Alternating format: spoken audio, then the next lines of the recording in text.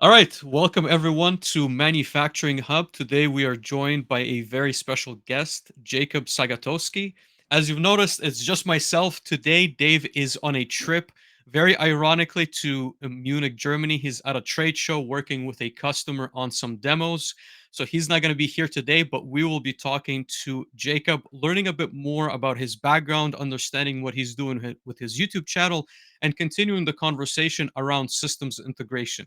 We have a very spicy title, I want to say, for the conversation lined up today. I think we did not have a goal of try to battle the two brands, but it's more so discuss maybe the different aspects of software and as well as integration in our industry, and maybe contrast to some extent, with someone who's coming from a purely OT electrical engineering background and sort of absorbing more of that software knowledge, and someone who's a bit more like Jacob, coming from the software background and then has learned what it takes to build manufacturing software in a proper way.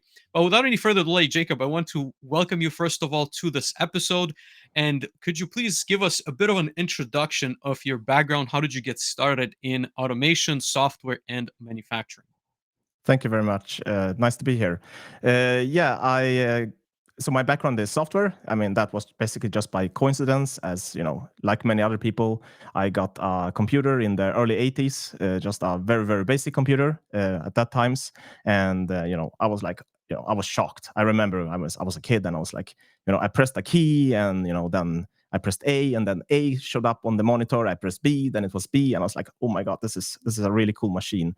So I kind of fell into the computing kind of early, and then I thought this is a fun thing to do, right? Not just playing games, but you can do many other things with a computer. So I got into software quite early in my life, and I thought there's just a lot of fun things you can do, and did software development in the 90s, in the early 2000s, and then it was kind of more like coincidence. I discovered the thing with PLCs. I literally, I even remember when I heard the word, when I read about the word PLC. It was a job ad, actually. I saw the word PLC and I was like, what's this? Programmable logic controller. I had no idea what that was. Did you So it study formally? So sorry to interrupt. Did you study formally computer science, or did you self Yeah. teach pretty much yourself? No, I studied. So I have a formal education. Gotcha. I have a Master of Science in Computer Science, but that's the formal part. I wouldn't say it. Kind of feels absurd to say it, maybe, but I would say like, okay, it was nice to do that, but the practical part of the software engineering thing, that's I didn't learn anything there. So kind of, actually don't know how much usage I had from that. But yeah, it's definitely I have the theory background, but yeah, so that was kind of how I got into it. OT, it was just on job ad. I looked in, and then I started googling about it, looked a little bit into it, and I thought, I just kind of discovered that PLCs, they're used everywhere, kind of close to the metal, if you know what I mean. You're really close to machines. Previously I mean, in the 90s, I did like web development, and I mean, web was different then. Web development today is learning 1,000 different JavaScript frameworks. I mean, they're popping up like mushrooms, right, from the ground, everywhere, all the time, every week. Then it was different, but going from that world, kind of web stuff and everything, and OT is like, oh, now I get to sit really close to machines, and that was, I think, and that's kind of the good thing with OT, right? I think that's why you don't see software people go that often to OT, a little more now, but that's what I see. Yeah, maybe not answering your question, but I think that's kind of what that that's what I feel like. Okay, I'm gonna stay here, and that's what the reason why I stayed here for so long. What was the learning curve, right? I think the very common argument that I see people at least looking from the outside from the software space, and when I even try to explain it to my colleagues, they certainly get overwhelmed with the hardware component, and then they Yeah. get even more overwhelmed with the physical and sort of the sensor component. What was, I guess, like your initial thoughts when you looked at this? And I think, like, how did you learn it, right? I think obviously you didn't go back to college and said like, well, I need to learn mechatronics Yeah. now, but there must Mm. have been some approach that you took to understand the OT side a bit better. Yeah, I mean, the OT side was quite different in the many sense. Unfortunately, a little more difficult in many senses, because I kind of had my software background, and I made these assumptions immediately. Like if I go out and Google, there's gonna be courses. I can go to Stack Overflow. I can ask people. Everything, and that wasn't the case, right? So OT is really like, if you wanna. if you want to have some theory, there are some things on the web, but you kind of have to go to a course or something. But again, I was very lucky because I got into a project quite early where they had PLCs. So and I basically they basically asked me, "Do you know anything about PLCs?" And I lied, and I said, "Yeah, I know what that is." So they kind of just gave me the project, and I was like, "Okay, now I'm in deep trouble. I have to, I have to fix this, right?" So learning by doing, right? And then kind of just I mean the documentation. So in this case, it was Beckhoff, and the documentation back then, like over 10 years ago, wasn't the best. It was really so, but it was kind of a prerequisite, I would say, a definite prerequisite, and definitely, and this is why I'm pushing for it so much, was that I could download the development environment and I could just play. I could play like a child. I could experiment. I could just try stuff, and I could see, how is this similar to what I'm used to. But that was really a thing. The entrance had to be low. I don't think, for example, absolutely, to be honest, I don't think if the development environment costs some money, even that, even if I had money, if it was, I would probably not consider it. I would just like, I'm not going to even try this. So Yeah. being able to play around on my desk, not having to be somewhere in a special place, just like just if I was writing some Python code, right? I do Python, I download the development environment, and I just chip, and I'm up and running. So yeah. And I was gonna say, I think that's the unfortunate maybe reality of our industry, right? Because at the end of the day, it's very, I would say, inaccessible to engineers who are, I think, very interested in the field. But as you said, a lot of the development environments of manufacturers we're not going to necessarily name are going to be cost Mm, prohibitive. But also in many instances, and we were talking about this a little bit off stream, right? You cannot simulate to the same degree that you could with a platform like Beckhoff and some of the others, right? I think yeah, we talk in definitely. generalities, but Yeah, yeah, but some of them make it very available versus the other ones. It's just you have to buy the hardware, you have to buy the software or the license in order to learn the platform. And to be honest with you, I talked to many, I want to say, students who are up and coming on the electrical or the software side, and they tell me, well, it's just too difficult. And I think we've all struggled, when you're just eating ramen and pizza, yeah, trying to yeah, make the payments on your courses to afford some of these platforms. And that's just, I guess, I think it's slowly changing, I guess, if I would yeah. say it, but not Yeah, fast and enough. it's a missed opportunity for the industry, because the common argument I hear, also primarily from manufacturers, but also from people that are already in the industry, is like, yeah, yeah, but the people that are already in the industry, they're the companies, they can afford it, and like, yeah, they can, but that's not that's not the important thing. If we want to get new people with new ideas in, then we can't just rely on the ones that are already in, that can get a foot in on a workplace that can afford a $3,000 license to test it. It just has to be, it has to be much easier than that. So I mean, obviously, I mean, there's many other things than software, right? The big shock for me was kind of like, okay, there's the software part, but I mean, I would say it's almost like a small, it's a minority. It's all the electrical things, it's being able, it's mechanical things, it's operational things, working with operators, kind of, how do I make this system being able to work for 20, 30 years? And that was never kind of like a discussion in the traditional software industry. Not for all systems. Obviously, you can work in the defense industry, you can work in medical, then things like this are going to show up. But that was kind of like always as a given. If the people I met that were in the industry already, they talked software, but I realized, these people are really smart. They know a lot of other things that I have never even thought about. Right. So there was, yeah. And let me, I guess, like before we dive into some of the topics that we have lined up, I do want to discuss, I guess, you creating a lot of content on your YouTube channel, predominantly on Beckhoff, but some other platforms as well. So I Mhm. maybe want to ask you, well, first of all, in a general sense, what inspired you to do that, right? And maybe some also advice for someone who's, I think in our industry, and we both probably agree on this point, there's not enough people sharing that type of content. So maybe what would you advise people who would like to go down a similar path as you? Yeah, so for the first question, it was I never talked about it actually on my YouTube channel, but I had this conversation with a guy, and okay, so one of my first experience with industrial automation, I'm gonna tell you the whole story now because I might as well tell it. One of the first experience with industrial automation was I was at a place and we did some maintenance of a machine, and I was kind of green back then, didn't know much, and we were working on the machine and it was buggy. So I didn't, I was new, and I was asking him, what are we going to do? How does this work? And he really didn't want to share, like, he didn't want to share his knowledge. It was obvious. I didn't ask him about it directly, but you feel it, right? If someone wants to Yep. keep stuff for. So what I did, I went to go and take a pee, just to do a thing, and then I came back. Then he had fixed the machine, and then I asked him, what did you do? And the problem was, like, first of all, he didn't want to tell it. I'm like, okay, what's this? And then he didn't use version control. So again, version control, separate topic and everything, but he didn't use version control. So I couldn't even check what's the difference between what's on the machine now and how the machine was just 5 minutes ago, or before he fixed it. But that experience and similar experiences made me realize, okay, so, I have to do something. At least I have to kind of stand, like, this is how it could be, how this is how our industry could look like, with knowledge sharing. And from the software industry, I never thought about it. I just taken it for granted. But in the software industry, if I want to learn something, there's just a ton of information, right? There's courses. I mean, there's even courses on universities that just put it out. They put it out. If I wanted to learn a new programming language or a new framework, some web framework, I went to YouTube, and people had spent hundreds of hours making courses, just putting them out.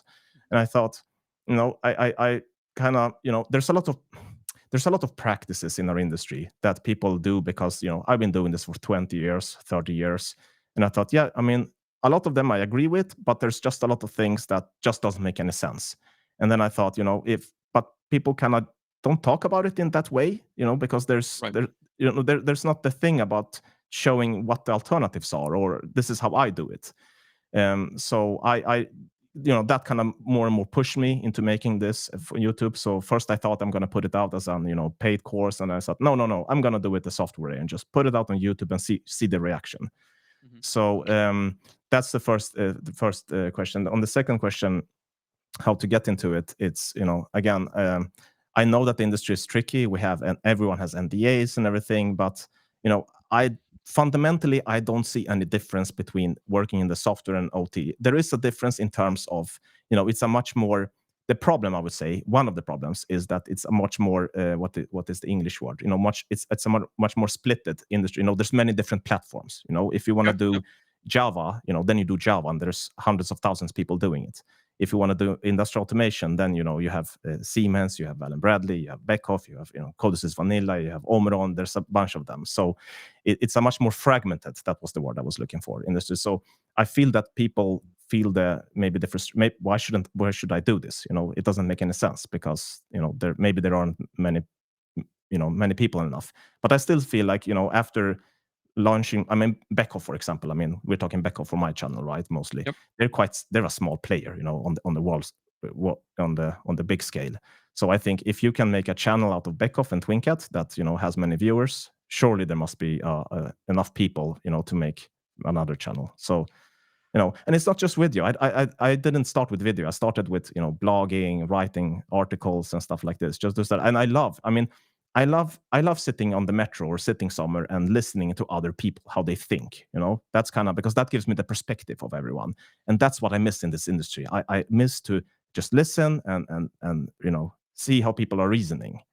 Um, yeah. Yeah, and I think to make some points, or I guess like to add to your thoughts, I almost feel that we miss content on both spectrums, right? I think we miss sort of like the entry level that explains some of the basics or fundamentals of our industry to the depth, that you've described, because it's not just about writing code for the PLC. It's also Yeah. understanding, what is, at the end of the day, me and you understand very well what digital and analog signals are, Mm, but I think someone who has not seen them in a manufacturing setting, like where they come from, it becomes very difficult to understand that without hardware, without actually seeing it mm, at an yeah. employer. So I think there's maybe an opportunity on that side, but also the very advanced topics, right? I think sort of the basics draw a larger crowd, but as soon as you kind of try to explain the more advanced topics, you lose a lot of audience, right? And Mm, I think it's yeah. almost, it becomes very difficult as a creator because you want to experiment with those more advanced conversations and understand like how does the architecture gets built. And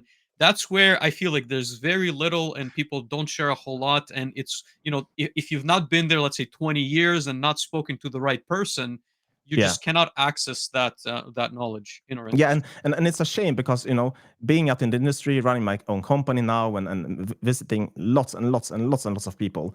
I mean, there is just a lot of many smart people out there, with really, that has given me new perspective about this industry, and I just feel ashamed. It's a shame that there's so many people here with really really good, with good opinions, and just they have a lot of experience, and I feel like I wish there was a little more public information available from that Yes, people could contribute with a little bit. and But I think I mean, yeah, I know it takes time, but still, I don't understand the difference of why I see this all the time in software, in IT, but not in OT. yeah. I don't know why.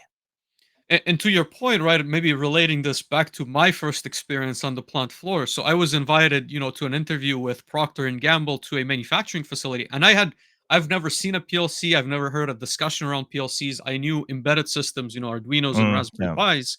And the thing that sold me the most is seeing the process in real life. You know what I mean? But they're Yeah. extremely, as you said, there's NDAs, it's very closed off. They have nothing that even resembles, what you would see for, let's say, Netflix and Facebook blogs, right? Software engineers are almost like proud to explain some of the challenges they solved, and that in turn brings in, even better engineers. And I think Yeah. manufacturers maybe one day will understand that that is an important component, but I don't think we're there yet, right? And I will say to your comment, maybe with OEMs, I almost wish that they would sponsor creators in a better way because, again, you see this with AWS, right? They have entire programs Mm. where if you create content specific on AWS, you can become, I think it's partner or ambassador or something of that nature, where Yeah. there's different tiers.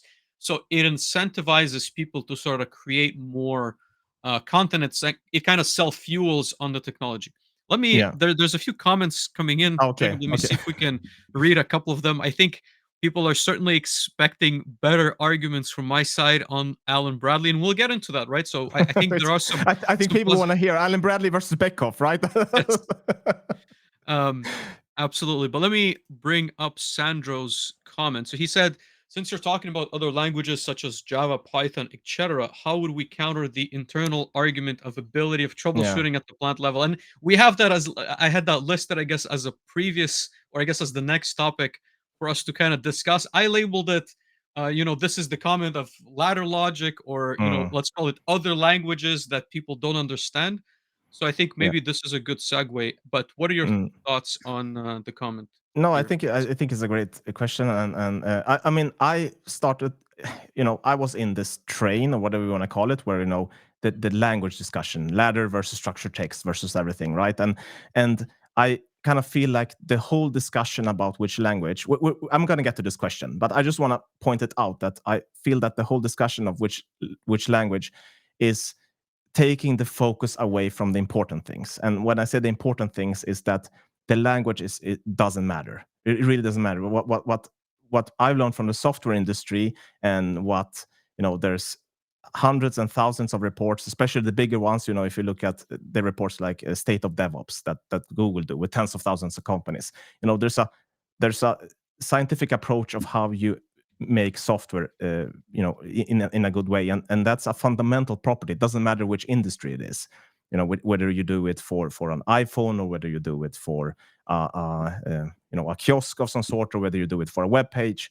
Fundamentally, the software industry, to develop software, there are practices that are language agnostic, so to speak. It doesn't matter which way you do it. And so for example, I for my clients, I work with something called test-driven development, where you write tests up front. And you know that's one thing, and that leads to other properties that you generally want from software, that it should be modular, so you can we can create reusable, well-tested libraries that are automatically tested. There's other properties. I could talk for hours just about this, but you know the thing is that that's really language agnostic, so it doesn't matter which language you use. If you follow these practices, you will get massively better software, and you'll have massively better quality. And that's kind of leads me to the thing about, if so I use this test driven development approach, so I get a bunch of automated tests for my clients. So whenever I develop something, eventually I end up with hundreds and hundreds of tests. Now the tests themselves, they're nice, right? Because I can rerun, I can do regression testing, so I can automatically get just a quick check whether everything is fine.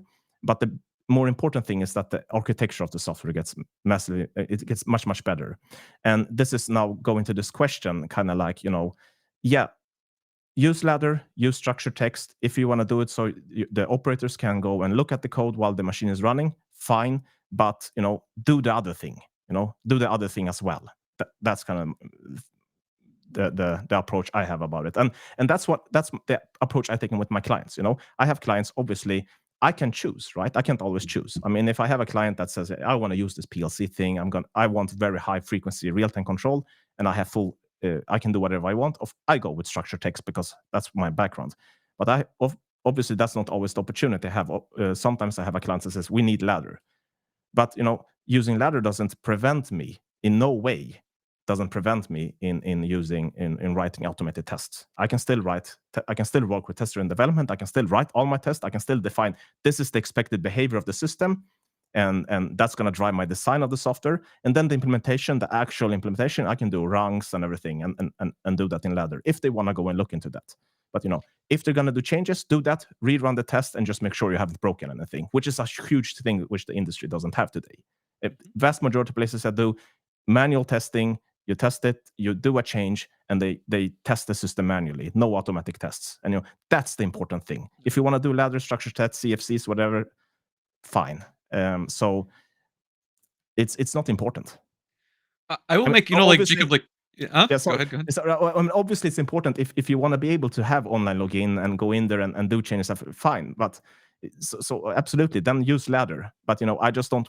I really, I'm a little, maybe not tired of the discussion, but like I just feel shit. This discussion about ladder and structure really takes the focus away from the stuff that the software industry has been grinding for 56 years. And I wouldn't even want to say they've been grinding, because if you look at the really old software, if you look like I read a super interesting article about the Mercury program in the 50s, rockets in the States, and they did test-driven development. Or, I mean, that's why when you say test-driven development, it's really not something new. It's just rediscovered, more or less. So, And yeah. I would say, like making maybe an argument or a point from the OT side, I think that the reality, going back to the earlier sort of like background question, is the manufacturing world almost favors electrical and mechanical engineers, which Mm, don't necessarily, they come from programs, including myself, that doesn't have that much exposure to software best practices, right?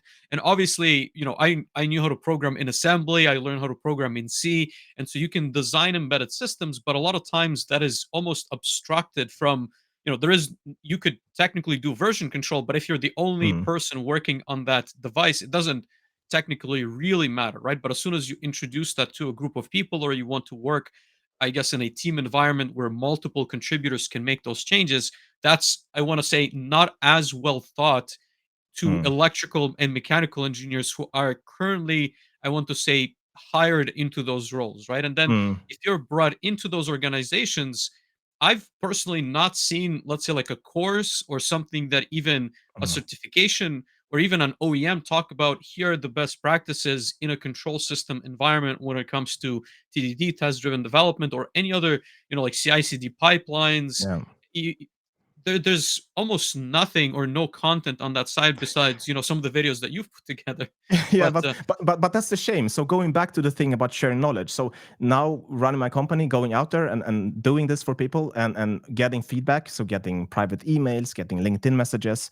I can tell you there are a lot of companies doing this. So this isn't a dream that I have, that I wish the world would kind of adopt these things.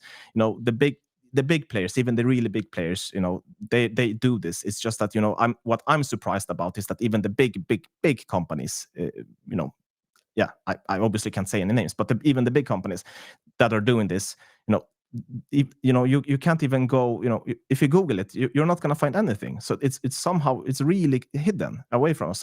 So this is just not a dream to have these pipelines, when you do a commit of your code, and then you have a build server that runs all the tests automatically for you and verifies that all functionality is there, on the low level testing, so not the integration, low level testing, runs all the tests.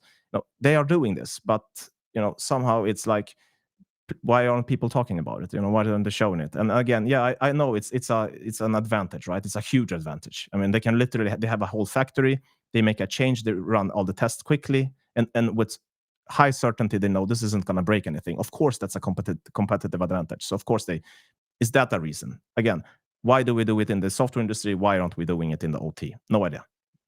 Right. And I guess like maybe one argument again, like to kind of put us back on the same conversation, I think is because to some extent we don't have the same tooling, right? I think that the Yeah. tooling has been slower to develop, and I think that we can also bring in the argument of proprietary platforms. So it's not as easy to, let's call it, even version control Mm, some of the current software, including the stuff that's written in ladder logic, because simply put, again, I think it's not big enough of a market, let's say, for, let's call it, GitHub to create a full visual a view of that software. So it becomes kind of a niche subject. yeah. And even though you can version control, you don't get all the features. So I think then there's Mm, this conversation around only the best companies in the world have developed fairly proprietary also yeah. tools to allow their engineers to version control, and they're also not going to share it, right? So I think Mm, there's the similar point of they have an advantage, they've developed that advantage, they want to keep that in house. And if you're one of the engineers lucky enough, to end up in that company and be mentored mm. by someone who's in that position,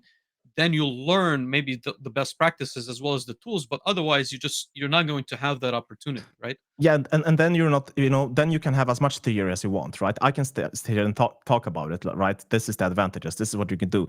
But if you don't see it, actually in action, so to speak, it's not as easy to relate to it, right? Because of course we have our mindset of how we're. I mean, before I started with, when I did software long, long, long time ago, I had the mindset of, this is how I'm going to compile, this is how I'm going to test. I did everything manually. It was never in the concept of my mind, of having of how first of all why I would automate it and how it actually is done. It kind of was like when I saw it, I was like, oh, okay, so this is how it could be done. I mean, simpler things like version control. When the first time I encountered version control was in the late 90s, and I was like, yeah, but why do I need this? What's the problem with my folders and files? I mean, why do I need this, right? And then I saw it and I was like, okay, and like, I mean, it only took me a few weeks to realize, okay, I should always be using this. Even if I'm alone, I should be using this. So I can just go back if I make a mistake. I mean, I use this for my own websites. I'm the only developer, but I still use it to kind of be able to go back to something if I screw up. Anyway, so and if you don't see it, it's just much harder to reason about it, or to imagine the benefits of it. And yeah. Yeah, I would say it's almost like in my conversations with customers also, it's almost like a chicken and the egg situation where, Mm, if you have like yeah. too small of a factory and it's like a single controls engineer who's maintaining that, then it's like, well, he's never going to see the benefits of version control because he's alone, right? He's the only one who opens those programs. It's great. But as the Mm, business scales, it's almost like he becomes the problem or the bottleneck because now you cannot have a full team working mm. on, different software. So it's a difficult situation, I think, and people don't see it at the scale they need to see it, and they don't experience those edge problems until it's too Exactly. late, almost.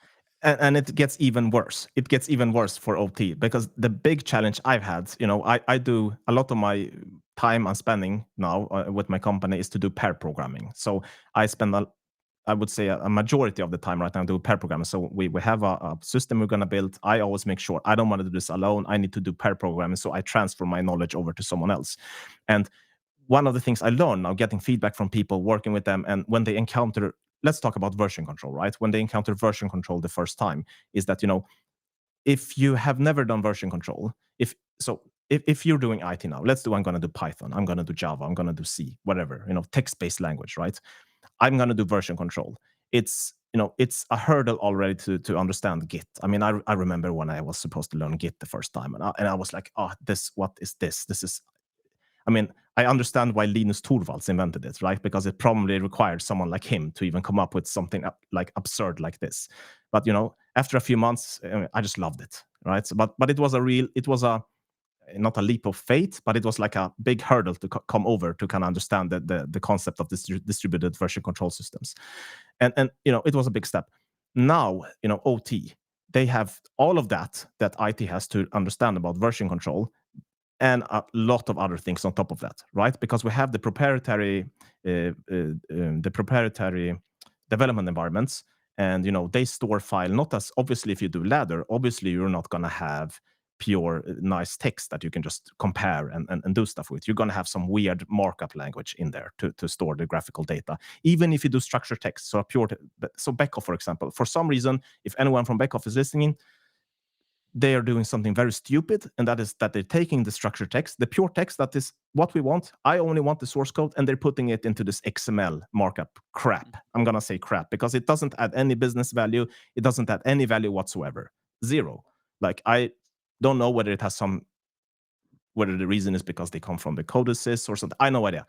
But Mhm. the thing is that that adds additional complexity for the OT people, right? So first of all, they have to learn that you have the version control things with all of that commits, push, sync, branches, all of the stuff, which is, it takes a while, right? If you never Yep. work with Yeah, yeah. version control, Mhm. and on top of that, you have all these other things about OT that no, in OT we don't do pure. We do all of this additional crap, and then I have to explain to people, yeah, this XML, just ignore it, just pretend like it's not there, or if you do that, just pretend it's not there, and they're like, then they feel, well, but I don't want to do version control anymore. you know?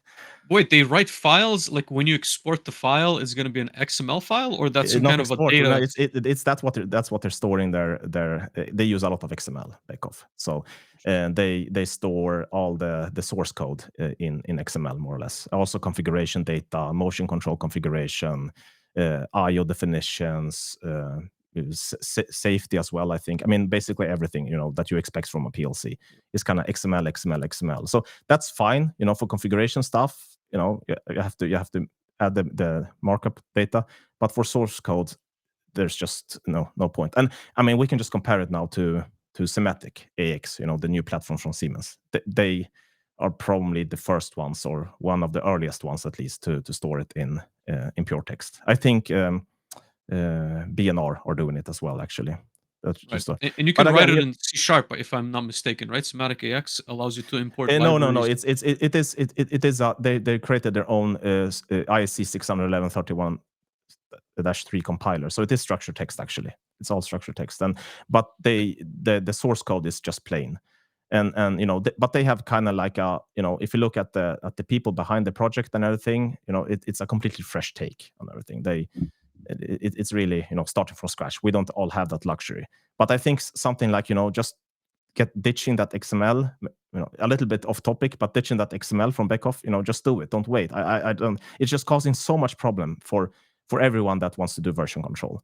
And there's and again, going back to the discussion, when I'm teaching and I'm telling people use version control, one of the things that is kind of like the prerequisite for everything else we're talking about, right? If you're going to talk about CI/CD pipelines, continuous integration, Mhm. the absolute bare minimum you have to do is version control to kind of take the Right. next step.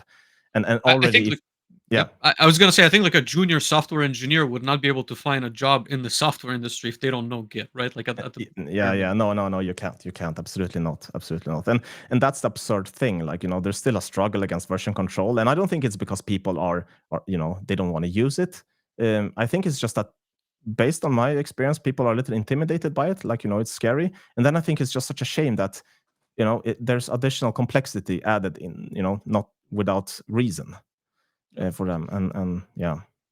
I think for me, right, and I'd like to maybe get your perspective on this, is to some extent, I think there's almost like the concept of growing complexity, but also because engineers, again, to my previous point, they don't see the scale at which it becomes important until it becomes a problem, right? And what I mean by that is, even, in my early days, let's say when you program a system that has, for example, like 4 storage tanks, right? And you have like all the associated IO, and you can hard program, let's call it that system, and Mm, so until you become almost like a senior engineer or like an architect level, and that can vary, right? That's 5, 10 years in a general sense. You don't see like a big picture where it's a problem where you hard code that, right? And then it becomes like, yeah. well, wait a minute, like I need to make sure that my code is scalable, right? And this is, Yeah. again, I feel like on the OT side, no one teaches you how to set that up, even though you have access to functions, you have access to, let's call it like AOIs, and I'm sure there's Mm, functions in Backoff, and every other platform has it. But I don't think there's maybe like a more, less so technical, like less so like the how, but more so sort of like the why you would want to do it this way and how to do it in a proper way that makes your code scalable, and then also repurposable in a different system, and then also documentable for someone who comes in afterwards, which I think since it's not done that way, going back to, I guess, like Sandro's point, Mm, then it becomes easier to just say, like, well, like, just write it out as rungs, and that way, like, we can understand it. But mm. again, the counter argument is that that's not the right way it should be done. It's only done that way because it was done improperly in those other tools or languages in the first place. So that's, I think, like what I see kind of people fall into.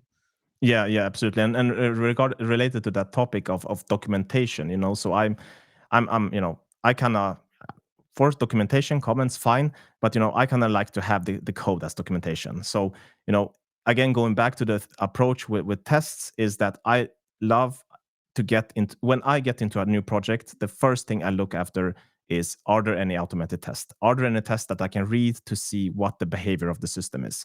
And this is really really underutilized in the OT industry, so kind of the thing that you have a bunch of tests describing the behavior of the system that you can go and look into, and that you can execute to understand how the system is supposed to work. And this is, how it is when you're taking over a project from someone else that has already written something. It's getting into that person's brain is really a struggle, no matter how many comments and stuff they do, how much documentation. It's a massive, time investments you have to do.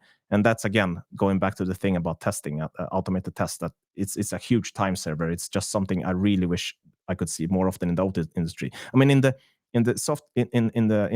traditional software industry, if you don't write tests, it's kind of like, it's not very nice. People kind of expect you to, for your code, you have tests to verify the functionality. You have your acceptance criteria set. And here I don't have to. I have to literally go into the code and read everything, go through all the rungs and everything to understand what's happening. And that is the implementation, but I'm interested in the expected behavior, and on a higher level. And that's where I really miss the thing about thinking about tests early. Mhm. That's what I. And actually, okay, completely separate, no, not completely separate topic, but related to this. When I heard about PLCs, and I understood in which context they were used, because I quickly understood these things are everywhere, and suddenly I saw them everywhere. Suddenly I saw them when the first thing, I was in Stockholm, a guy opened this cabinet in the metro, and I was like, that's a PLC, suddenly I thought about them everywhere. And then I always assumed, like, people probably write tests for this everywhere. They're really sure everything is working. And that was a shocker for me, that people were writing code for machines. I mean, mechanical systems, electromechanical systems, big machines, with really big drives, really big things. And so I said, they cost millions of euros. They're gonna, and I realized there's no automated tests. And that's something I kind of, that was a shocker for me. And I never really understood that. How can people in the IT industry developing a shitty website, in JavaScript, just a shopping website where you can buy underwear, and they write tests, and they have like, high level, tests that tests everything, automatic tests. And then we have someone else building a machine that's producing cars, and they're not writing tests. And that was, it doesn't make any sense, right? and and, Yeah, and I mean, look, I don't want to paint you the the bleak picture as well, but I've not seen tests in my like 10 years worth of career pretty much anywhere, right? Like for lines that were like $20 million lines, um, there's very little testing done on the code. Most of the code is, and again, this is my experience. I don't want to say that that's like that everywhere.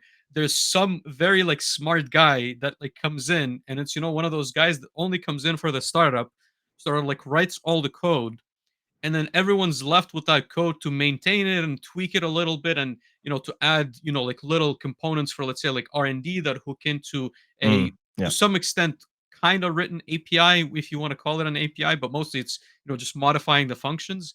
But the reality is, like, there's very little that goes from his head outside of like the code that he wrote, in yeah. terms of tests or even documentation for that matter, right? So Yeah, yeah. And again, I mean that, yeah. And I mean, yeah, I get the point that many of these systems, they don't change, but I see this like a, you know, I see it's like, I know it's just on the whole thing here about testing, automated testing, is, I feel like it's a huge untold opportunity in the industry. That there's this huge, and it makes life so much easier. If you want to make a change, you do your change, you write your test, you do your change, you run it, and you verify nothing is broken, and it's and you can just put up the new change, right? And I don't know why this is so underutilized. I should, however, mention that I see this, I see it, obviously this happening. But again, going back to the thing is like companies are doing it, but they're keeping it for themselves. So you don't know that that it's happening. So which is kind of like a shame. I wish sometimes, when I sign an NDA, I wish sometimes with some clients, I wish literally that I could just add a thing in the NDA where I'm like, yeah, but I will work with you if I'm allowed to talk about your test-driven development, your CI/CD pipelines on my YouTube channel. I wish I could add that. You tell Obviously, me when that like I, succeeds. I'm not gonna get the project. I'm sure about it if I add that. But it's kind of like, yeah, it's a shame. And CI/CD pipelines, Jacob. That's gonna go to the next bidder with ladder logic. That's immediate like +10. yeah, yeah, yeah, exactly, exactly. Let me shift us maybe towards like a more positive conversation. I think we're how to say Yeah, like putting a very dark light on the manufacturing world. Let me pull up this yeah, comment. There's a lot of and I comments. don't and I don't want to give that impression. I mean, because I love this industry. So yeah. Yes, let me just pull up this comment that like just came in. Right, so this is Okay. a take on the Alan Bradley side. So we Oh, love okay. a controller scope. Didn't you want Very us to go from dark to light? From well. I was gonna say, like a lot of times, and I think the opportunity, right, like for us Mm, as maybe like software engineers or control systems engineers, is to in many instances train or I guess like explain better what the mm, value of the tooling is to mm, educate sort of the customers, right? Like I found in many instances, if I just kind of take it as their opinion is the right one, I would only be writing ladder logic with like very how to say like structured code based on their requirements. But if you take the time to sort of sit down with them and explain, well, like this is why you might want to use AOIs, this is why you might want to move your variables from global to program scoped and under like yeah, really explain to them what it takes. And the same goes, CI/CD pipelines, test driven development, even peer programming, right? A lot of times that is not something that is seen yeah, in our industry. So I think the opportunities are there. I think that again, to your point earlier, a lot of this is very well documented, but it is not something I think we've adopted pretty well. But I guess the good point or the good side that we wanted to bring, it, at least in my eyes, is I think that changes are not made as fast in OT as they are in IT, right? And obviously that could be seen as a bad thing, but I think for the software engineers and people learning the systems, that is a positive because ultimately you're not relearning a new framework every 2 years. You're not yeah. trying to it almost feels software guys are moving things around just to move things around, right? And I could certainly appreciate a nice looking JavaScript, website. JavaScript, JavaScript Right, frameworks. Like everyone, exactly. if you start with software, it's your duty to invent a new JavaScript framework. Right. So maybe what are your thoughts or takes on maybe some of the positive things that you've taken Yeah, I away mean, from the OT side? there's a lot. I mean, there's a reason why I stay in this industry and why I will probably stay in this industry for the rest of my life. That's what I'm feeling right now, and I can't see that changing. So there's a lot. So first of all, I already mentioned to you, like it's nice to get close to the metal. So really get close to the machines, work with big machines, and that's just fantastic. The industry has so much fantastic. I mean, just go to any of these industrial fairs, and you feel like a child when you're a child building Lego. It feels, Yeah. it's like you go into your dream world. And that's kind of like, when I'm gray and boring and old now, you don't get to feel that much anymore, right? I mean, I can maybe buy a car or something, but that's going to give me joy for a week or something, right? And then I'm gonna be bored. But industrial automation is kind of like the feeling to go back into being a child a little bit, or all the time actually. And so one of the good things with industry is kind of like, I complain a lot about that, yeah, why can't I do this with my development environment? Why can't I do this? How do I add this plugin? What if I want this to be part of something bigger? If I just want my building and my testing to be only part of a bigger pipeline that does more things with the software. And so I complain about this and that, and it would be nice if I could do this. At the same time, and this is kind of important, is that if you want to be a PLC programmer, if I want to get into a big system, if I want to load the development environment and everything for a really big system, even a big factory, right? I literally, it's literally, most often it's literally about installing the right version of some software, open the project up, and I have everything there. It's really an integrated development environment, like super integrated. I have all the tools I need to do, not just the PLC stuff, but also motion control, if I want to, if I want to have high HMIs like SCADA. HMIs, it's integrated circuit. If I want to do IO, right, real time control with high frequency, if I want to sub millisecond control, and I mean, there's kind of like, the entrance point to just get up and do something is, it doesn't take that much. It's really easy from that perspective. Once you have the development environment, right? If you have either can afford it or whether you get it for free, and there's many other things. So, for example, I mentioned IO. I kind of have one example here, which is really good. I was in a project where they were developing. So the people that were in the project already, they had never heard about PLCs, like never. They were like just like in my situation 15 years ago. And then they were working on getting high frequency control of a device using EtherCAT. They identified they wanted to use EtherCAT because that was the fastest real-time control they needed for this. This was a very specific application, very specific, like not common. And the people that were there, they decided they were going to use EtherCAT, but obviously because they had a software background, all of this was built on Linux with, they bought some EtherCAT master stack somewhere, or if they used an open source, I don't even remember. But they spent weeks on getting this to work. They compiled it, they did all of this, and it worked, but it wasn't, it was shaky.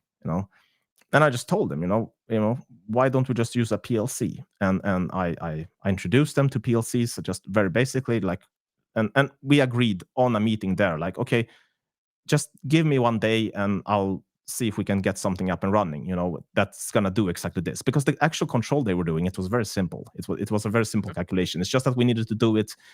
In this case, it was at 50 milliseconds. 50 microseconds. So it was very fast.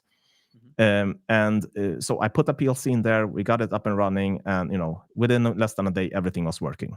And that's kind of like that made me think about it, right? That to get just IO up and running with a PLC, there's so much that it's kind of like, I don't want to use the comparison with iPhone, but it's kind of like, there's a lot of people that have made just, I mean, it is limited, right, in what you can do. You have this boxed environment that someone else has done for you, but they kind of guarantee you that it's going to work as long as you use this. You don't have Right. much flexibility. You can't replace the EtherCAT master to something else. You're going to use the EtherCAT master that the vendor has provided for you, but it will work, and then it's going to work. And that's one thing, that okay, the software industry. I don't feel it's not. It just doesn't work always. Even for Yeah. and then you think about it, I'm running this thing at a very high frequency. I could connect motion control and do some motion control stuff, and my experience is kind of like if you want to do that with the traditional IT tools, the barrier is much bigger. Right. And I don't want to quote the Matrix, which is I think like ignorance is bliss, right? But I think it's almost like when you have too many options, it almost becomes like very prohibitive to figure out like what is the best approach to this, right? And to some extent on the positive side, PLCs are restrictive, right? So you don't Yeah. have to go and figure out like, well, which package do I need to download? Then like which package manager works? Then like I went through a whole sort of like setup of a new server recently, and so on the Linux side I had to download like three things before I could download the right Yeah. framework that then Yeah. runs like this based on this version of Linux. So I think it's almost like the automation field limits your options in an effort to not have you in an effort to like set some guardrails, because at the end of the Mm. day, like you and I could probably go and buy a microchip off the shelf Yeah. and program the entire facility on that like single chip. But is that the right approach, right? Like, is that what you want your factory to look like? So almost having these guardrails, I would argue that it's a huge positive. So some people I would Yeah. not trust, like just going into the like, hey, like just program this plant and I give you complete freedom, on using whatever system is Yeah. out there. I think that's a Yeah. huge positive. Exactly, because then maybe they go a little too wild, free off, and use a little bit of a big mixture, and someone is going to have to maintain that, and that's kind of something you forget quite often where the systems are running. So that's why I'm constantly struggling with this thought in my head, like, right, what's the balance here, right? I want to use some of the things I have in some of the tooling I'm used to from the IT industry, but I don't want it to go too much into that direction, because then it's a little more wild west in many things. That's why I like to focus now where I work. I like to focus on like which improvements do I really think matter for the OT industry, and that's the things that are tools and a little more tools independence. This is definitely language independence, but the practices of how we write good software, because that's a fundamental property of software, and not in which application you're using the software.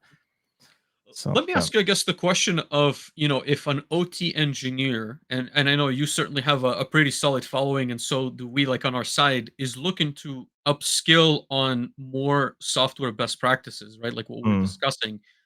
Do you have any like examples of, again, like courses or ideas that are a bit more, because I typically send people to CS50, right, from Harvard. I think yeah. that's a really good, like, very intro course. And sometimes I send people Mm, to look at the CCNA for the networking component. mm. But do you have any maybe like better materials or things that cover it in a better Yeah, fashion? I mean, the problem also with IT and courses, everything, like, people tend to, again, dive into the thing about this is the course about this programming environment. This is the course about the programming language. And I guess a nice thing with getting older is kind of like like I told you, the language itself, I mean, it's fun, right? But I think that's not where I made the big leaps or steps in life for vastly improving the end product. That happened when I looked into things like, so basically there are some authors and some things I definitely think everyone should read if you wanna, if you are an OT engineer and you wanna kind of get into the possibilities of, IT and what IT have been dwelling over for decades and kind of settled on some things. It's, there are some couple of things like, you have Robert C. Martin talking about the clean code and clean architecture and the clean coder, which isn't even about code. It's not even about software. It's more like how you approach software as a professional, which is something completely different, which is also kind of raised, where I started to think about it. But you also have another book that made a huge impact on me is a recent book that came last year or 2 years ago, which is just called Modern Software Engineering by Dave Farley. This has, again, it's language agnostic. It doesn't talk anything about, it has no code examples, maybe a few ones, and more like pseudocode, not real code. But they talk, about the fundamentals, about, delivering high quality software. I think this is kind of stuff that I think everyone should read, no matter whether you do OT or IT software. If you do some form of software development, I mean, when I say software, there's a reason why we write software, so we can make it, so it's easy to change. So for this, then these resources are great.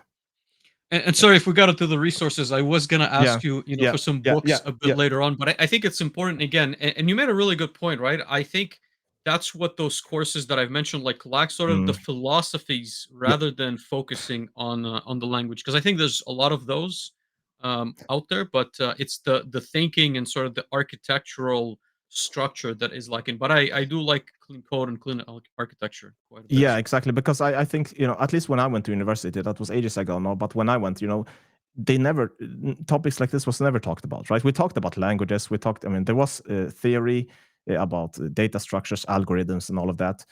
But it wasn't through these courses or anything where I learned about this thing, and I learned about these fundamental things, and those are the things that have made the biggest impact on my personal career and what I've been able to do.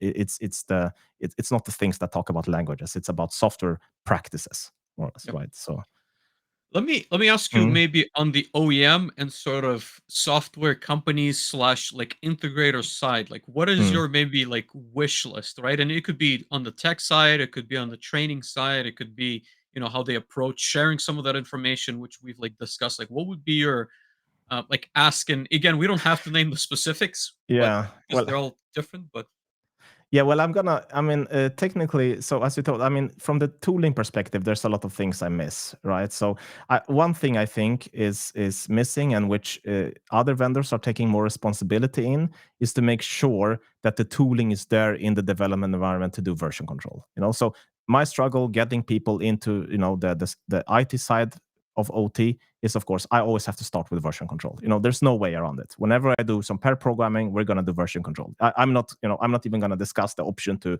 have stuff. So in files and folders, we're gonna do version control. We're gonna have everything under version control because that is the entrance barrier to everything else.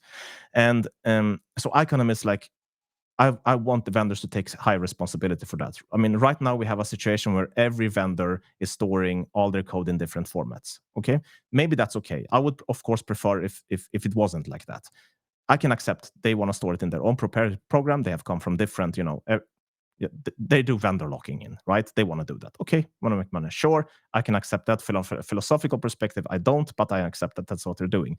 But at least, at a very minimum, at least make sure that your proprietary development environment provides proper tooling to do version control. I mean, that's like the minimum. There are vendors now that are great. I really like copy automation, software defined automation. There are a couple of other companies here that provide these toolings for you.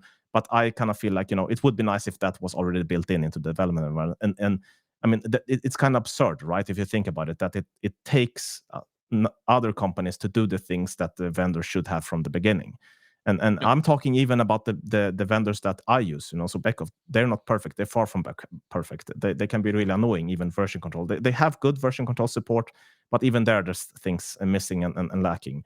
So I definitely think this is very high on my wish list, because I always come back to this point in every project, that I'm working on. And So I would say, maybe on that mm, comment before we dive into other points. So I know for Allen Bradley, they do have, Asset Center, but a lot of times, again, I think it's so different from traditional version control, and it is so, how to say, like difficult to train people on it because, again, it is not something that you can just look up online how to use Git. You cannot read a book. It is almost yeah, like this tribal knowledge, which the tooling is there, but it's in a very different form, and it's a very, how to say, like manual process. So when I would go to sites, I would also do that's one of the first checks that I would do, because ultimately the response I would get is, well, if you want to connect to this PLC, and in the world of Allen Bradley on the older models, if you want to get the comments of your code, then you need to get the actual file, right? And that file, in most instances, again, I would be told, well, it's some third shift, guy that is yeah. responsible for that machine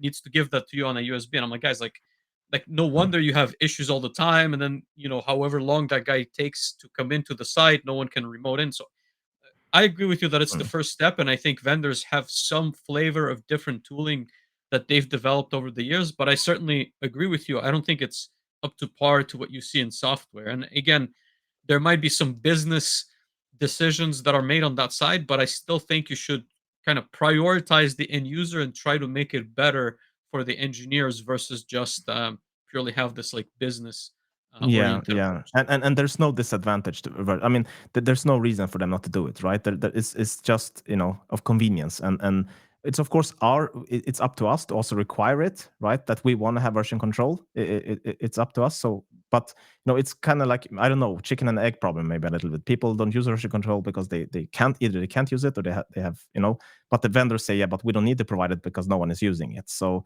Right. yeah. But again, again, going back to the clients I'm talking about, is, I mean, people use version control, but again, it's not something people blog or put YouTube stuff about. I mean, it's like, yeah, but if you want to do version control, then just go out on YouTube and check how to do version control. But yeah, and I'm like, but that's not true, because if you use this particular vendor and you want to do version control, it's not going to be that easy. It's Mhm. it's yeah, And I would say like that's my ask, right? Like I think we've discussed this at length today, but ultimately I think this should be almost incentivized to create better information, right? And the guys that I really like and have admired for a while, it's inductive automation, right? Like they have like a full university. I don't know if you've gone through some of their lectures or videos, yeah, but I think almost like every OEM should have something like that. And I understand, it's difficult to maintain. They released the version like 8, so that brought quite a few changes, but again, on the automation side, as we just said, I think the hardware is there for decades. So I think it's yeah, almost unacceptable to not have anything better than, I pull up a PDF of 800 mm, pages yeah. and sure, like I'll figure things out because, I've been through this enough times. But the ones, I guess, like the people entering the field would have a really hard time understanding those nuances without a better presentation. And I think they're catching up, but again, slower than I would like. Yeah, yeah, yeah, that's right. Yeah, and it's such a shame, because I mean, I made a video about it. I really want more people to get into OT. I really want more people to get into OT, because I think it's such a fantastic it's such a fantastic field to work in. And I feel that if we get more people in with other ideas, I kind of feel like there's no, not the same discussion like in IT about ideas and concepts, where you have this is how we should do it, this is how you shouldn't do it, and for what reason, and where and yeah, that's something I feel is, there's just the way to do it, and that's the way to do it, because we've done it this way for quite a long time, and Right. there is this universal truth that we always come up with the thing that if there is a nail, then use a hammer, and like, yeah, but maybe there's other ways. It's always the same thing coming up, and like there's only one way to do something. and Right. and um, and I feel in the IT there, I mean, it was always new ideas popping up, everything new. And for the software development perspective, I don't feel I have, it's not the same in OT. It is the way to do it. Do you have, I guess, like any thoughts on who do you think should be able to lead those ideas, right? Because I think I've mentioned this to you in our prep call. Is I think that I don't know if the associations are going to be the right party to lead them for various reasons. I don't know if the OEMs are going to lead those conversations because again, I think everyone almost has a motive behind what they do. So I'm curious if you have some thoughts maybe on who should be leading those more Yeah, I mean, forward thinking. I of course think it's not probably not going to be one single, it's not going to be an organization. It's going to be a single company. It's but what I have noticed is that in the last 5 years, so I've been grinding this for like over a decade, right? And I noticed in the last, not even five, even the last 3 years, like really recently, then I really noticed changes happening. And I felt like I really don't know where the change is going to come from, but I didn't expect any big company to kind of lead it. I mean, for me, I naturally use Beckhoff because I'm going to be specific. I use Beckhoff because I thought like, they're the ones that where I can apply my knowledge most closely in the OT field, right? And use my practices that I'm used to in the OT field. There's some things missing in there, some like a unit testing framework. So I created a framework, I open sourced it, right? So everyone could use it. And there are some tools that are missing, but they kind of work there.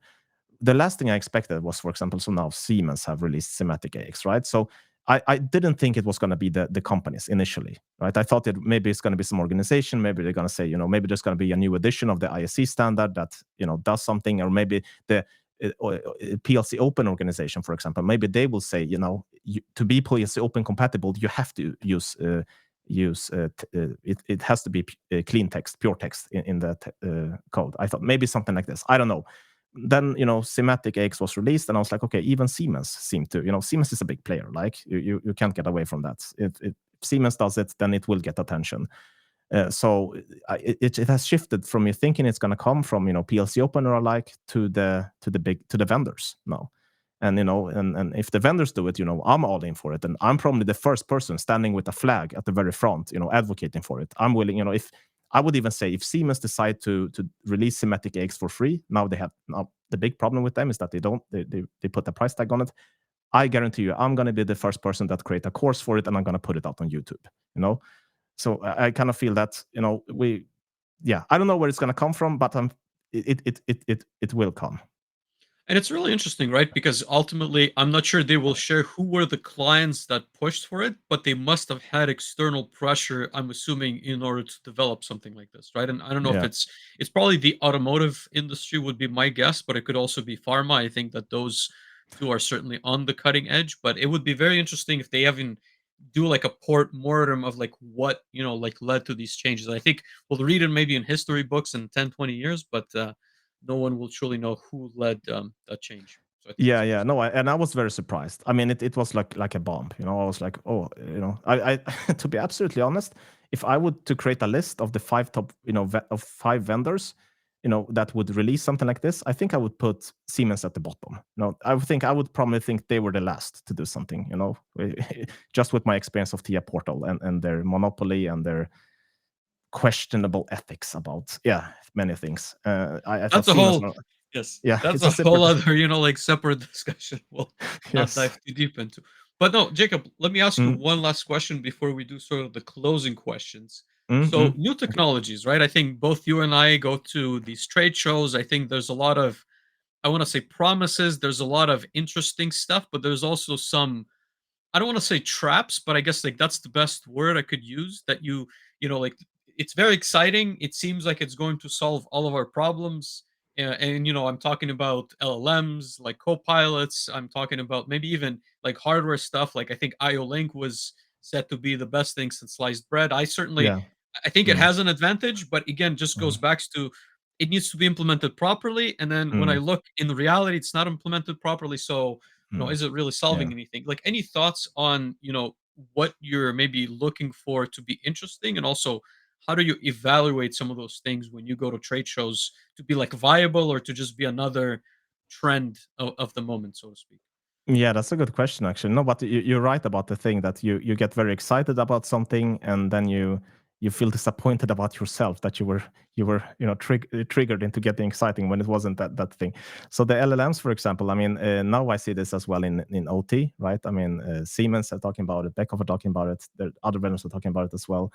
And I'm very fortunate in the sense that I'm still doing traditional software development in parallel with OT. So I had the opportunity to use this in my daily work, for software, and this has improved.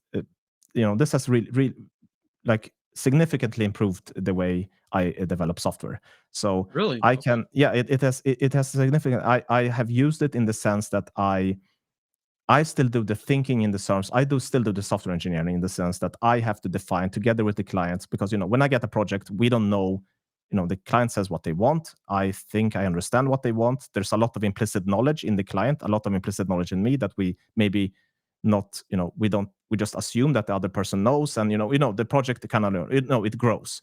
But that's kind of like my work, right? To iterate in short iterations all the time together with the client, and the what this has given me is a lot of the grunt work to kind of set up something, a very basic prototype of software. Then this has given me opportunity to just vastly shorten that time.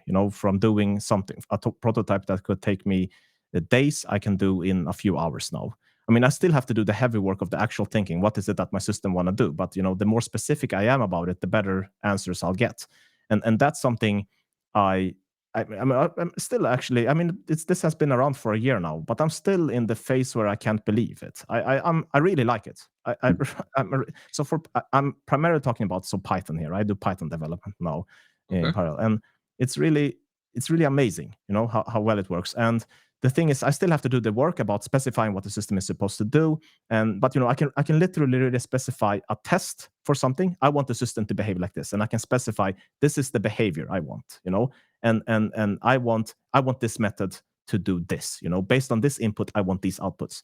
And ChatGPT is going to give me the answer. It's going to write the implementation for me. So now I can work with this very, very fast iterations. I'll end up with having 20 tests that describe a certain behavior, and I can show that to the client. More often than not, they change. No, this is not correct. Then we'll iterate the behavior. That's something so being specific now about something, I thought, a year ago I was impressed, but I thought, this isn't gonna be a huge thing. It's probably gonna, it's gonna fade out. But for me personally, it's made a huge difference. So I feel I underestimated it, actually, and it's I made a would bigger difference. if Yeah. I can make a comment, I would love Mm. to see you make a video on that topic, right? And I think, and Yeah. again, I throw that down as a gauntlet, as like I also should probably look into it a bit more and write some stuff and probably share my findings. But I think there's a lot of discussions, especially on the control system side. I think in Python there's a few more videos, but Yeah. ultimately, what is like ultimately the first fundamental question is like what is possible, right? Even if I've not done this myself, right? But if I go into Mm. ChatGPT and like, hey, like I would like a ladder rung that let's say turns Mm. on and turns Yeah. off a motor, something as like basic as that, and then like how far can I take it before it starts giving me maybe erroneous answers, and like Mm. what is even can I do function block programming? Can I do like structured text routines? Yeah. Can I write like AOIs in the Alan Bradley world? Like can I like what can I do to shorten my development cycle? I think that kind of content would be extremely valuable It, to it it many would, engineers. but with OT, and this was going back to the initial thing I said about that. I don't think this is going to be a big thing, because the thing I did a year ago, or more than a year ago now, when I started to look into this, was I started with OT stuff, and with OT stuff, going back to the absolute first thing we discussed here today, was there isn't much material for it to learn on from the first place. So it really gave me garbage answers, or it was some answers that were specific for a platform, and it was quite clear that this isn't it's not going to help me that much. While in the IT industry, I can just imagine how much data there is out there for it to learn on. And it's obvious that I don't know what they're doing. It's probably questionable about the legals and everything, but I kind of sometimes feel like, it's learned on some data where someone else has asked exactly the same question, and that necessarily isn't, based on stuff that's on Stack Overflow or anything. But so it's just, and because people are using this, because there is so much data for it to learn on. So far, I mean, I've been using this for a year now for other things than OT, for IT. It's been working wonderfully. I mean, it's completely fantastic. But I can't do this for OT. I I can't wonder, do this for then the. if to play for, let's say, like Siemens and their like Copilot software, and you mentioned, there's other ones that are coming out with it. If they're gonna feed its like proprietary data, right? And again, Mm, obviously, we can discuss the whole like legality aspect, but let's say, I write a program that is then deployed on, some production floor in Siemens or a TIA portal, or even if it's Allen Bradley, then they just take that information, feed it into their algorithm, and here's the software that does this, this, this, and this. So next time you query Copilot. And again, I'm not saying that's how it's going to be done. mm, I'm just like curious. Maybe it will become better, and it will not learn from just yeah, someone sharing a yeah, blog post and like what they wrote, yeah. because I think it's very difficult to parse that. Yeah, yeah, exactly. Because again, going back to the amount of data, I mean, again, I told you we talked about this before, but if you want to do something about, if you start a blog about any PLC platform, it's quite likely that you will end up on the first 3 pages of Google, or the 2 first pages, because there's just so little information. So it doesn't it doesn't take much to become an influencer in OT, right? Just do a Right. couple of videos, do a couple of blog posts, and you're already in the first page at Google, and that kind of says more about the industry, right? About how, and so yeah, there just isn't much data for it to train on. But again, as soon as you go out of OT and into IT, there's a lot of opportunities for this. So the LLMs and everything is definitely not a fad. I Mhm. not for me, not for me. I also underestimated. I'll be honest with you. I even made like a post. I remember because I tried some very basic like coding stuff, and even like writing some content stuff. And I think there's, how to say, like especially early on, there was no documentation. It was like the Mm, wild wild west. Everyone was doing kind of whatever. So I also thought like, well, like there's not a whole lot of use cases, but I think there's more and more coming out every day. And it's also, I think, the tooling built on top of it that I think is very interesting. There was so Dave and I spoke to a guy, his name is Clint Bodogen, and he built this so he used to do, like simulation for cybersecurity, where it was like essentially text based, and then you choose different scenarios, right? Like what would you do in this, and then it's kind of like a quiz, like ABCD, and then it's just a decision tree, right? So each time you choose something, it gives you like a different prompt, and then you can choose something else. Well, with mm, LLMs, he showed us where you can essentially in English you can write out the scenario, and then it's almost like an infinite possible like training mm, software, which I thought was really interesting. And I even gave him the idea, like in the OT space, I think it would be really cool if you're a junior control systems engineer and you can give like full context of what the problem is.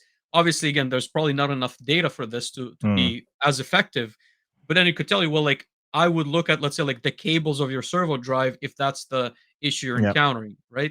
Because if I go in the data sheet, obviously, like this fault number is going to tell me like one thing, but there might be 10 different blogs, like PLC, what is it, like PLC Talk, like some of the Reddit Yeah. where it like parses all of that. And maybe there's like a better or like more augmented troubleshooting step than that. But anyways, that I think Yeah. it's going to be Yeah. interesting to see. So Absolutely. Absolutely. I would just love to see this in the OT space as well, just as much as you and as many other people. let me ask you some closing questions. I know we've Mm-mm. already went over the hour, Oh, but okay. fairly quickly. Yeah, Predicting the that went future. quickly. It felt like 15 minutes, to be honest.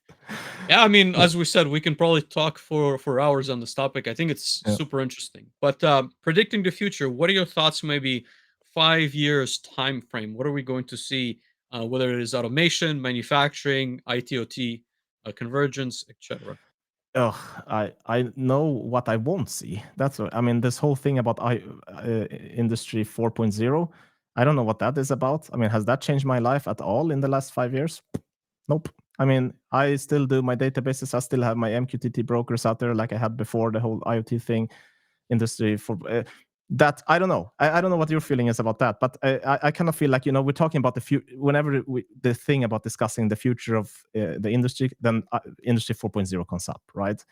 I I can give you the I know two I sentences. know I Yeah. missed I probably missed something about it. That's what I'm feeling every time. It's just a, what am I missing? You know, so I just kind of feel because I don't see any value of that from anywhere where I've been. I mean, value. I see the value, yes, obviously, but it's kind of feel like it just feels like it's been blown up quite a lot, right? So I think for me, it's like people have become more data conscious. I think, mm, in the yeah, past, when you would tell them, like, hey, we want to collect data and we want to present it on a dashboard to make decisions, they kind of went like, oh, what is that? What is data going to give us? Or they understood it very well, right? They're like, we're going to collect all the mm, data and then we're going to figure out what happens. I think, at least for me, I rarely use the term, industry 4.0, because again, mm, to me, it's also a very nebulous term, but mm, I often see that now people understand sort of the value of getting data, but also using the data, because in many factories, like, they have the tools, they have the data, but they just, like, they don't do anything with it, right? So at least, like, my experience is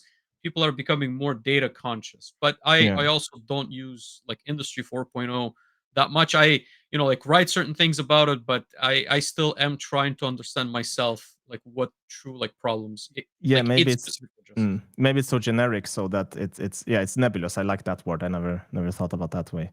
Yeah, but I mean, there's many other things in the industry that are, if I think about how it was 10 years ago, how it is now. I mean, if talking about the education thing, I see more blogs popping up. I see more, things, content on YouTube happening, and I mean, to me personally, and for the industry, I hope that's where there's going to be more things happening. That's what I miss. I miss the kind of like community feeling, from the industry on the web where people are sharing, and that's one direction that I don't know whether that's going to happen, but that's one thing I hope is gonna happen more of in the 5 years, because I still can't see any fundamental difference between IT and OT for that in terms of knowledge sharing.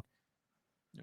And I think community is very hard to build, right? I think Yeah. inherently you need to spend a lot of time and you need to find the Mm, right people and you need to organize sort of events. And I think, you're sponsored, but I think the guy that's done that the best, and yeah. which is, like Ship and Six, Yeah. David Nichols, which his, like, Slack channel is always active. I know they're investing quite a bit of effort into making Yeah. sure, there's interesting conversations happening, people are responded to, but everywhere else, I think it's difficult, right? I think you need to put in the right effort, you need to attract the right people, you need to also, I think moderating conversations is Yeah. difficult. I think if you just open a wide room. Exactly. Just open it is easy, right? But Yes. maintaining it and moderating it, that's the tricky part.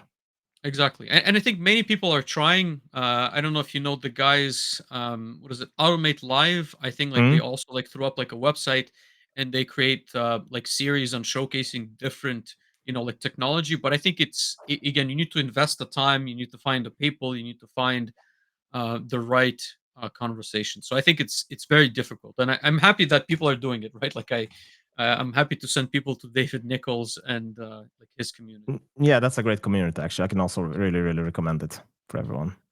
Uh, Let me reg- ask. Go ahead. Go ahead. so yeah, for regarding another thing that again, one thing I will push for sure. So I don't know what I mean. The vendors are going to push it as well, but one thing I will push for in the coming 5 years, more now than ever.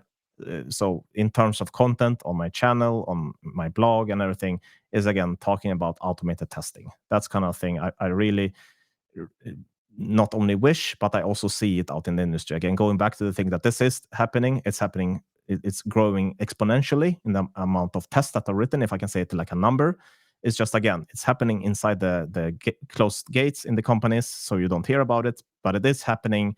And at some point, I know this is going to become a discussion just as common, not just as common, but I hope it's going to become a discussion just as common as, which programming language should I use. The ever thing that all PLC programmers always talk about is ladder structured text. I really, really want more to we get into the discussion of, automated testing or not in the coming 5 years. That's Good. definitely something. Perfect. I'm looking forward to seeing that. Yeah. Um, Let me ask you career advice. Any tips maybe for engineers? I want to say, like, entering on the OT side. I think we talked a Mm. bit about, like, books, but maybe anything you would advise them besides maybe technical knowledge, how to navigate their career to become maybe a better engineer or architect in a general Y- sense. Yeah. So again, I mean, I think going back, so I wish. So these books I mentioned, I wish they were there 20 years ago, because then I would have gone on a different path much earlier in my career. So yeah, it's a little boring to repeat it about these books, but I think something, getting into the, not getting in too much into the technical details about the language and stuff, because that's something you're going to learn anyway when you get into a job. You're going to learn the platform, you're going to learn the language, you're going to learn the development environment. That stuff, of course, you can do courses, but I think it's the higher level things, the higher level questions and everything, that really brings a lot of value. And I think that is not something you have to have a lot of experience to kind of look into early. It's something you can do already when you're young, when you're coming fresh from school, because I know they don't teach these things in school, right? So that's definitely something. I mean, the next thing is kind of like, okay, do you, to kind of get a foot into the industry, how do you do that? And okay, so I don't recommend people to do what I did, and that I just said, yeah, I know PLCs, even though I never had heard about it. Maybe that's not the, maybe I wouldn't recommend people to, I mean, lie more or less. But do, I mean, the thing is, use a platform that you can experiment with at home, so where you can learn, where you can do things without having the, where you don't have to get a foot into the company to learn it. And I think this is just something, I think this is something that's gonna punish the vendors, industrial automation vendors that basically don't allow you to do it, right? So vendors that require you to have a license. And I think if more people, start to think about it in this way, that I can learn, I can develop whole systems at home and experiment with it. I can do motion control, I can do HMIs, I can do vision, I can do all kinds of stuff at home at my desk without having to go to a company. Then you have that opportunity to learn a lot of things without, getting, so kind of like prepare yourself. So, and that's what I mentioned, this, my course on YouTube, that's just a theory, but my whole point with that video all the time, and I, except for one video, I really showed it, is that everything you do, you can run locally on your desktop, right? So if you have any ideas, if you want to automate something, you want to make a simulator for it, then do it. That's where you're going to learn when you get into the problems. So I'm learning by doing, right? Not just a theory, but actually solving a problem. And there's just a lot of things you can imagine automating. You don't necessarily need any hardware in the terms, if you want to make something for gardening or something, you don't need to do that. Use something that simulates that, right? Where you have that. And that kind of is, that's my recommendation, I think. And that goes back to, again, to how I'm running my business actually, and how I see things are going to change as well. That I can write 95% of the software, even more, at my desk. And when I get to the commission, when I finally get the hardware, then I just do the final tiny thing. And that's kind of where I see that's where I see the industry is going to change as well, where you do more and more upfront, early. You fail fast, right? You want to fail as much as possible now, so you don't have to do it there at the factory. One thing, like Jacob, that frustrates me a little bit about the hiring process in our industry, which you may or may not disagree with me on this, is I think Mm, that, let's say, if I'm hiring an engineer for a control systems position as a PLC programmer, then I certainly can make the connection. If they know, let's say, TwinCAT, if they come from like a BNR or Beckhoff world, they mm, they will fairly easily pick up another platform, right? But what I see in most instances is that the first gatekeeper is going to be somebody from HR who has essentially like a checklist, right? And mm, in mm, North America, they're going to have Allen Bradley. In Europe, they're going to have Siemens. And so when you call for that initial interview, and at least this is the mm, feedback that I yeah, get from some yeah, junior engineers entering our field, they get asked a very simple question. Well, like, do you have experience on Siemens? And if they tell them anything but yes, it's almost like an immediate rejection, right? Because yeah, they're not going to engage or even ask further questions, even though that candidate is going to be much better than someone who fiddled with a Siemens or an Allen Bradley for a little bit of time. I think it's just unfortunate, right? So I've yeah, almost stopped recommending people other platforms, even if they want to save money. I almost always tell them, like, well, just go on eBay and buy a like a Micrologix 1100 series, mm, or if you're mm, in Europe, just get an S7 1200 series, and get the free software however you want to get it, mm, and then program and learn enough to say that yes, you're able to work with that yeah, platform, because I think that's just yeah. the unfortunate nature of our industry. Yeah, but that's absolutely right. I mean, it's actually the same in the IT industry. And again, going back to the thing, right? See these applications. People say you have to be fluent in Java. You have to be that. And I always think, yeah, but that's really, that's not what makes a great software engineer is not the one that knows all the syntax in and out. That's not Right. Yep. that's not how you become a good software. It's something else, and that's what I want people to focus on. Yep. So yeah. But see, I think like let's say like the Google, the FANG interviews, the Mm, people who are interviewing are usually engineers. So I think they understand, if you can mm, write even in pseudocode, then you're going to be competent as long as, you can structure your thoughts correctly. But I think, yeah, again, automation is a bit a different beast. So I don't know. Like I said, I get frustrated with that, but it is yeah. what it is, as they say. Yeah, yeah. I'm gonna be hiring in a couple of months now. I'm working with all the paperwork, and then I'm gonna, my application is not gonna say anything about a specific platform. It's about something completely different. Hmm. So Perfect. I definitely agree with you. Locking people into that thing. I mean, learning the platform and learning the ins and outs. That's the easy part Yep. of it. Yeah, exactly. And And I have that conversation with, like my customers as well. Like I explain to them, like when you're hiring for people, you should not be writing this as like, just a checklist of different platforms because yeah. I don't think it makes sense. But But anyways, it's but it's the other someone's. way, and it's so obvious, right? Because if you go out on LinkedIn and you see people's profiles, I mean, the first thing you see is like 40 different ABB, Aris Logics, blah blah blah. It's just a long list Yes, things that they have touched, basically. So yeah. absolutely. Let me ask you one Mm. last question: is who should you reach out to you? You said, you're getting ready to hire. How can people find you? We're obviously going to share, the links of your YouTube channel as well as LinkedIn, but maybe who would be the right person to get in touch with you, whether it is a customer, someone looking for their new internship or role, etc. Yeah, I mean, I would be interested in people in terms. So my ambition, my biggest ambition now for what I want to do the coming 5 years out for the industry, changing making some impact on the industry, is the whole thing about test-driven development. For me, this is a key thing that is very close to my heart that I'm going to be pushing on for uh, at least 5 years, hopefully until I die. I mean, it's very important, depending on how long it's going to take before the industry adopts it on a wide. It is adopted already, again, on these companies that you cannot talk about it. So I would be interested in people that cannot that have no idea what is this. I mean, I made some videos about test driven development already on YouTube, but I would want to get some feedback from people about, I've never heard about it. How you know what kind of information do they want? On what level should I start? Is it something like, yeah, we know test driven development is something done in the IT, but maybe there are more specific questions they want to have, like, yeah, but how do I apply? Is there something special I need to think of when I apply it to OT? Is it different? Is there some fundamental difference?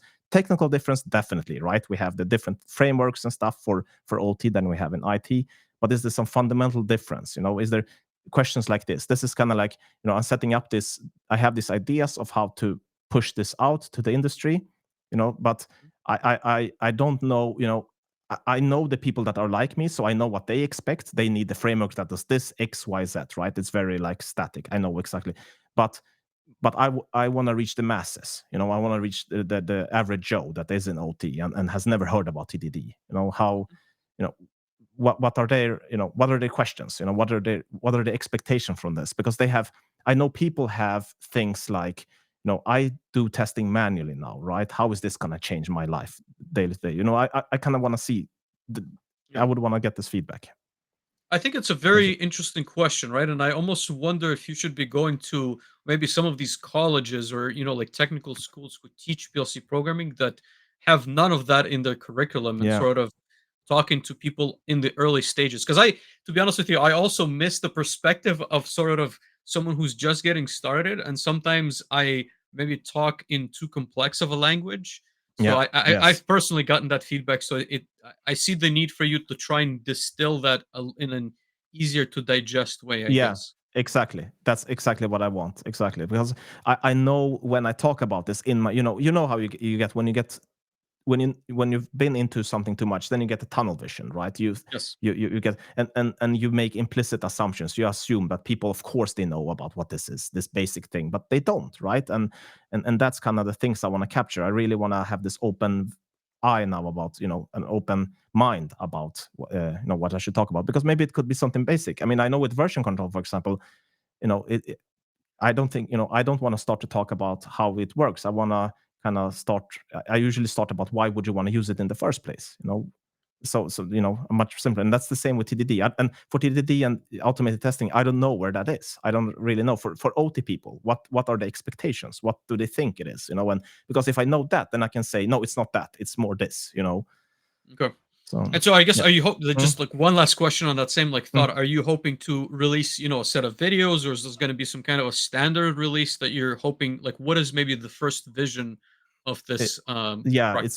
it's gonna be more of an advanced, not advanced course. It's gonna be so I have videos about test-driven development. My Yep. course ends in the advanced topic about it. I realized when I made that, I got feedback and everything, but I realized, like, that's not, I'm going to start it from the perspective of, we have a fresh project, we're going to deliver some customer value, whether that's a complete new project or whether it's just a new function, it's a new device that we're going to integrate. How do we do that from the customer perspective using test driven development? How does working with test driven development look like compared to not doing it that way? Because it pulls in a lot of other things. One of the things I always get discussions about is this. I'm just going to take something as an example here: global variables. Okay, so this is a trigger point topic, global variables, right? But it's kind of like, I want to show these untold opportunities I told you about, that where if you do test driven development, you're not going to have a single global variable. There's just no end you end up with global variables. You can't. It's like impossible. It's like it forces you not to use them without you thinking about it. Mhm. So these are the things, like, kind of, and I think that would be much more valuable for people, because then you could say, okay, I could do it the way I've done it always, or I could do it this way, and at least they're gonna be able to compare and say that's not for me. No, but I want people to see I want them to see the opportunities with it, because it's once you're in it, it's mind blowing, and I mean, Yes. yeah, Jacob, it's been an okay. absolute pleasure. I'm sure we could stay on this line and talk for many hours. I Yeah, do yeah. want to be And- respectful of your time as well as, the listeners. There's quite a few messages that came in. I think if we would have answered every single one of them, we would have again extended this past a couple of hours. We will do our best. I will capture some of these messages and we'll try and, get back to the people who mm, messaged us on LinkedIn as well as on YouTube. But thank you mm. so much, Jacob. Thank you so Thank much, you very everyone, much. for listening. And hopefully, we'll get back with you on another episode. I'm really looking forward to what you deliver on TDD. I think it's going to be really good. Thank you so Thank you much, very much. everyone. Thank you, Jacob. Thank you. Ciao.